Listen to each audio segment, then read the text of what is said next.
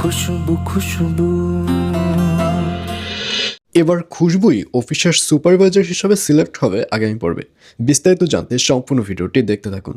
আসসালামু আলাইকুম প্রিয় দর্শক, সবার কি অবস্থা? হাজির হয়ে গেলাম দীপ্ত টিভি নিবেদিত খুশবু নাটকের 94তম পর্বে কী সব ঘটতে চলছে তার অগ্রিম খবর নিয়ে। অলরাইট, এই পর্বটি আরও বেশি ইন্টারেস্টিং হতে চলছে, কারণ খুশবুকে দেখা যাবে সে এবার অফিসের সুপারভাইজার হিসেবে সিলেক্টেড হবে। আসলে এই সব কিছুর পেছনে রিশাদই থাকবে। রিশাদ ইচ্ছে করেই খুশবুকেই অফিসের সুপারভাইজার বানাবে। আর এই ব্যাপারটির অফিসে যখন সবার কানাকানি হয়ে যাবে, তখন ব্যাপারটি শুনে সেতু অনেক রেগে যাবে, কারণ সেতুর ইচ্ছে ছিল সে অফিসের সুপারভাইজার হবে। এবং সেখানে যেহেতু খুশবু হয়ে গেছে, সেতুকে দেখা যাবে সে এবার খুশবুর শত্রু হিসাবে পরিণত হবে।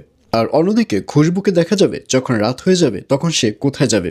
সে তো রিশাদের বাড়ি থেকে বেরিয়ে এসেছে, আর এজন্যই রিশাদের অফিসের যে রুম রয়েছে সেখানে যাবে। সেখানে গিয়ে রিশাদকে খুঁজবে, কিন্তু সেখানে রিশাদকে খুঁজে পাবে না।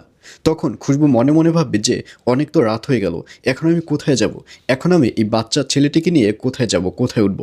আর এইসব যখন চিন্তা করতে থাকবে, ঠিক তখনই ওখানে রিশাদ এসে হাজির হবে এবং রিশাদকে দেখা যাবে সে খুশবুকে নিয়ে তাদের বাসায় চলে যাবে। আর খুশবুকে দেখে রিশাদের যে মা রয়েছে তাকে দেখা যাবে সে অনেক বেশি খুশি হবে, কারণ রিশাদের মা মনে মনে খুশবুকেই খুঁজছিল।